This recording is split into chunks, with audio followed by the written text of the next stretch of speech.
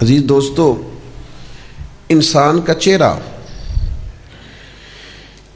یہ بڑا کچھ بتاتا ہے۔ انسان کا چہرہ قرآن و سنت کا پورا ایک باب ہے۔ اس کا ظاہری خالی چہرہ یعنی نبی پاک علیہ السلام نے صحیح بخاری کے اندر ولی کی جو علامت بیان کی ہے وہ بھی چہرہ بیان فرمائی۔ فرمایا جس کا چہرہ دیکھ کے تمہیں اللہ یاد آئے نا وہ اللہ کا ولی۔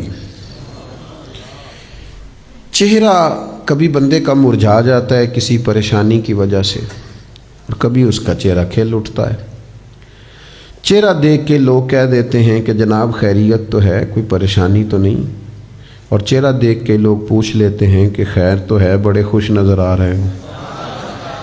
یہ جو چہرہ ہوتا ہے نا، اس کے اندر بڑی چیزیں ہوتی ہیں۔ اس کی ظاہری ساخت، اس کے خد و خال، اس کا مسکرا دینا، اس کا مرجھا جانا، اور میں چونکہ چند لوگوں کا استاد بھی ہوں، وہ سمجھتے ہیں کہ میں نے انہیں کچھ پڑھایا ہے، تو میں بعض چہرے دیکھ کے یہ بھی سمجھ جاتا ہوں کہ یہ سوال بھی ہے چہرے میں کوئی نہ کوئی۔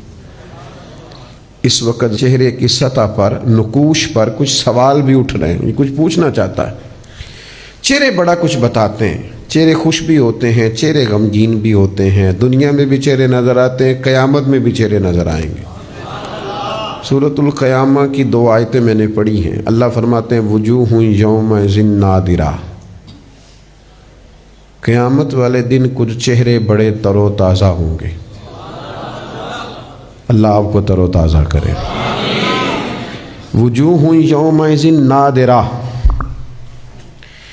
قیامت والے دن کچھ چہرے بڑے تر و تازہ ہوں گے۔ تو دنیا میں بھی لوگ سوال پوچھتے ہیں جناب بڑے خوش ہو، خیر ہے، بڑے آج فرحت اور شادمانی کے آثار آپ کے چہرے پر ابھرے ہوئے ہیں، خیریت تو ہے؟ تو یہاں بھی ارشاد فرمایا نا، جب چہرے تر و تازہ ہوں گے تو سوال اٹھتا تھا کیوں تر و تازہ ہوں گے؟ کچھ چہرے قیامت کے وجوہ یومئذ ناظرہ، کچھ چہرے قیامت کے دن بڑے تر و تازہ ہوں گے۔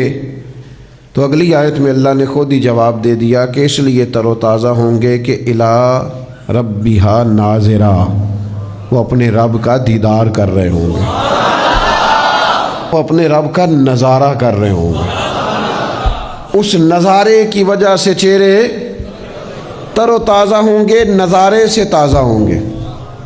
الی ربہا ناظرہ، اپنے رب کا جب نظارہ کریں گے نا، یہ جو نظارہ ہے نا، یہ چہروں تر و تازہ کر دیتا ہے۔